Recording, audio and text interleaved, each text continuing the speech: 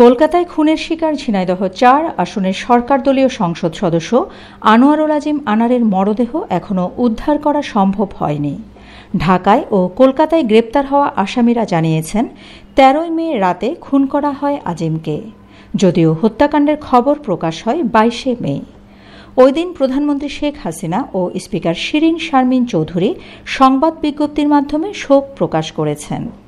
কিন্তু আইনগত জটিলতার কারণে আনোয়ারুল আজিম আনারের সংসদীয় আসন শূন্য ঘোষণা করা হয়নি, কারণ তার মৃত্যুর সংবাদ আনুষ্ঠানিকভাবে জাতীয় সংসদ সচিবালয়কে এখনও কোনো পক্ষ জানায়নি। শুধু গণমাধ্যমের খবরের উপর ভিত্তি করে কোনো আসন শূন্য ঘোষণা করার সুযোগ নেই বলে জানিয়েছেন সংসদের আইন শাখার কর্মকর্তারা। গত ৫ জুন দ্বাদশ সংসদের তৃতীয় অধিবেশন শুরু হয়। অধিবেশন শেষ হয় ৩রা জুলাই। প্রায় এক মাসের এই অধিবেশনে ঝিনাইদহ ৪ কালীগঞ্জ আসনের সংসদ সদস্য আনোয়ারুল আজিম আনারের বিষয়ে কোনো সিদ্ধান্ত হয়নি। সাধারণত কোনো সংসদ সদস্যের মৃত্যুর এক সপ্তাহের মধ্যে আসন শূন্য ঘোষণা করা হয়। সংসদ সদস্য মারা গেলে স্পিকার শোক প্রস্তাব গ্রহণ করেন। সংসদের অধিবেশন চলাকালে কেউ মারা গেলে ওই দিনের জন্য অধিবেশন মুলতবি করার রেওয়াজ আছে। স্পিকার ডক্টর শিরীন শারমিন চৌধুরী বলেছেন, সংসদ সদস্য আনোয়ারুল আজিমের ঘটনাটি ব্যতিক্রম। অতীতে এ ধরনের পরিস্থিতি সৃষ্টি হয়নি। এজন্য জাতীয় সংসদের পক্ষ থেকে আরও অপেক্ষা করা হবে। আমাদের সামনে কোনো নজির নেই। কার্যপ্রণালী বিধিতেও এ বিষয়ে কোনো নির্দেশনা নেই। কোনো সংসদ সদস্য মৃত্যুবরণ করলে কিংবা অনুমতি ছাড়া ৯০ কার্যদিবস সংসদের বৈঠকে অনুপস্থিত থাকলে পদ শূন্য ঘোষণা করে সংসদ সচিবালয়। এ সংক্রান্ত গেজেট প্রকাশ করে নির্বাচন কমিশনকে জানায় সংসদ। নির্বাচন কমিশন ৯০ দিনের মধ্যে উপনির্বাচনের আয়োজন করে। স্পিকার বলেন, সমস্যা হচ্ছে তার দেহ পাওয়া যায়নি। আমাদের কোনো একটি নির্ভরযোগ্য সূত্র হতে জানতে হবে। ওনার মৃত্যু সনদ বা কোনো কাগজ আমাদের কাছে আসতে হবে। শুধু সামাজিক যোগাযোগ মাধ্যম বা গণমাধ্যমের প্রতিবেদনের উপর নির্ভর করে এই সিদ্ধান্ত নেওয়া যাবে না।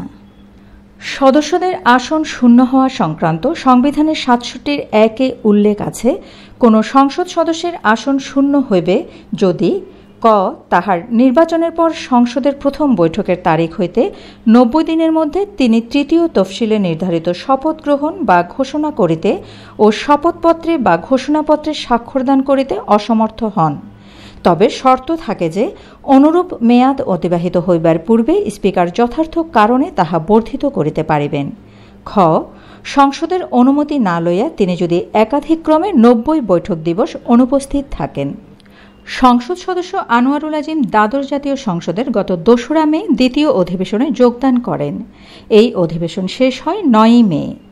দ্বিতীয় অধিবেশন শেষ করে ১২ মে সংসদ সদস্য আনোয়ারুল আজিম দর্শনা সীমান্ত দিয়ে ভারতের কলকাতায় যান এবং কলকাতার বন্ধু গোপালের বাসায় ওঠেন। পরের দিন যুক্তরাষ্ট্রের পাসপোর্টধারী বাংলাদেশি বাল্যবন্ধু আখতারুজ্জামান শাহীনের নিউ টাউনস্থ সঞ্জীবা গার্ডেনের বাসায় যান। সেখানেই তিনি হত্যার শিকার হন। প্রথমে চেতনানাশক ক্লোরোফর্ম দিয়ে তাকে অজ্ঞান করে, পরে শ্বাসরোধ করে মৃত্যু নিশ্চিত করা হয়। অতঃপর ছবি তুলে কিলিং স্কোয়াড লিডার শিমুল ভূঁইয়া বাংলাদেশে অবস্থানরত শাহীনের কাছে পাঠায়। শাহীন সেই ছবি পাঠায় ঝিনাইদহ জেলা আওয়ামী লীগের সাধারণ সম্পাদক সাইদুল করিম মিন্টুর কাছে। চেয়ারে বসা লাশের ছবির সঙ্গে শাহীন লিখেন, আনার শেষ, নমিনেশন কনফার্ম। পরবর্তীতে শিমুল ভূঁইয়া বাংলাদেশে ফিরে একই ছবি মিন্টুর ক্যাডার হিসেবে পরিচিত ঝিনাইদহ আওয়ামী লীগের ত্রাণ ও সমাজকল্যাণ সম্পাদক কাজী কামাল আহমেদ প্রকাশ গ্যাসবাবুর মোবাইলে পাঠায়। তারা ফরিদপুরে ভাঙ্গা হাইওয়ে এলাকায় বৈঠক করে। ওই বৈঠকে শিমুল ভূঁইয়া চুক্তির বাকি ১,৮০,০০,০০০ টাকা প্রদানের জন্য চাপ দেয়। ২৩ মে সাইদুল করিম মিন্টু থেকে টাকা এনে দেওয়ার কথা শিমুল ভূঁইয়াকে জানিয়েছিল কাজী কামাল আহমেদ প্রকাশ গ্যাসবাবু। অবাক ও বিস্ময়কর ব্যাপার হচ্ছে, সংসদ সদস্য আনোয়ারুল আজিম আনার হত্যার ছবি মোবাইলে নিয়ে গত ২৫ মে ঝিনাইদহ আওয়ামী লীগের সাধারণ সম্পাদক সাইদুল করিম মিন্টু এবং ত্রাণ ও সমাজকল্যাণ সম্পাদক কাজী কামাল আহমেদ সংসদ সদস্যের কালীগঞ্জ উপজেলার নিশ্চিন্তপুরের বাড়িতে যান। সেখানে আনার কন্যা মুমতারিন ফেরদৌস ডরিনকে সান্ত্বনা দিতে গিয়ে সাইদুল করিম মিন্টু বলেন, আমি এতিমের সঙ্গে আছি। আমাদের সংসদের লাশ এখনো, আমরা লাশের কোনো অংশই এখনো ভারতীয় সিআইডি খুব দক্ষ অফিসার যিনি কাজ করছেন। আমাদের বাংলাদেশের ডিবি পুলিশও এখন পর্যন্ত প্রমাণিত সত্য যে ডিবি পুলিশ সব সেন্সিটিভ হত্যাকাণ্ডগুলো তারা উদ্ঘাটন করেছে। ওমান থেকেও আমাদের টিপু হত্যার, আমাদের মতিঝিল আওয়ামী লীগের সেক্রেটারি হত্যার আসামিদের ওমান থেকে ধরে আনছে। আমরা বিশ্বাস করি যে এই খুনিও যত দূরেই থাকুক, যে নেপথ্যে থাক, যেখানেই থাক, তাদেরও উদ্ঘাটন করা সম্ভব হবে বলে আমরা বিশ্বাস করি। আমাদের রাজনৈতিক কর্মসূচি আমাদের কেন্দ্রের সাথে আমাদের এখনও আমি যোগাযোগ করে আসছি, সেটা হলো যে আমরা লাশের অংশ পেয়ে আমরা মুসলমান হিসাবে আমাদের যে ধর্মীয় কাজকর্ম আছে সেগুলো আমরা করিয়েই আমাদের কর্মসূচি আমরা ঘোষণা করব। আমরা সরকারের দলে আছে, সরকারের সাংসদ, সরকারের পক্ষ থেকে সব রকম চেষ্টা চালানো হচ্ছে। এখানে যদি বিরোধী দল হতাম আমরা, তাহলে হয়তো আরও কর্মসূচি আমরা দিতাম, কিন্তু আমাদের সরকারি দল, রাষ্ট্র আমাদের, সরকার আমাদের, এবং আমাদের একমাত্র বিশ্বাসের ঠিকানা মাননীয় প্রধানমন্ত্রী শেখ হাসিনা। এবং তিনি এই জাতীয় হত্যাকাণ্ডই নয়, স্বাভাবিক হত্যাকাণ্ডের মানুষের পরিবারের প্রতিও তার আলাদা সহানুভূতি আছে।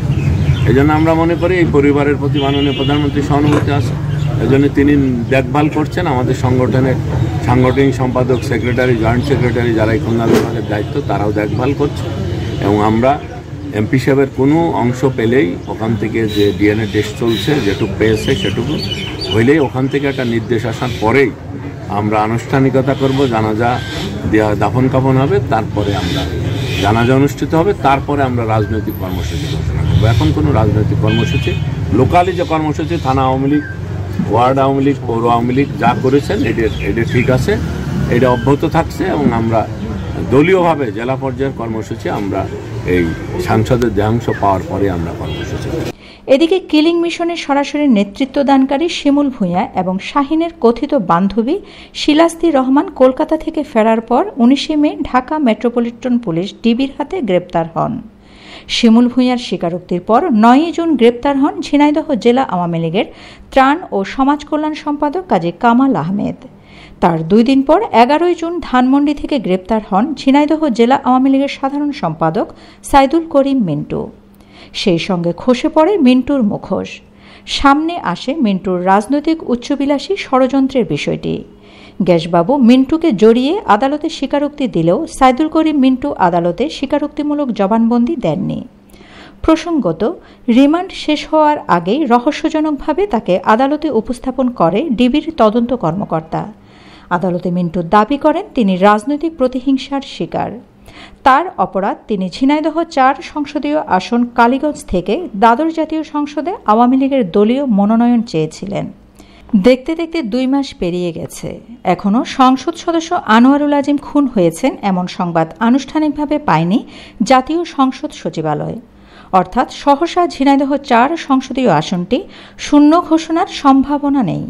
সেই ক্ষেত্রে সংসদ সদস্য আনোয়ারুল আজিমের আসনটি শূন্য ঘোষণা করতে সংবিধান অনুযায়ী একাধিক ক্রমে 90 কার্যদিবস অনুপস্থিতি গণ্য করা হবে বলে মনে করছেন সংবিধান বিশ্লেষকগণ। Shamima Chowdhury, Shammi, BNA news 24।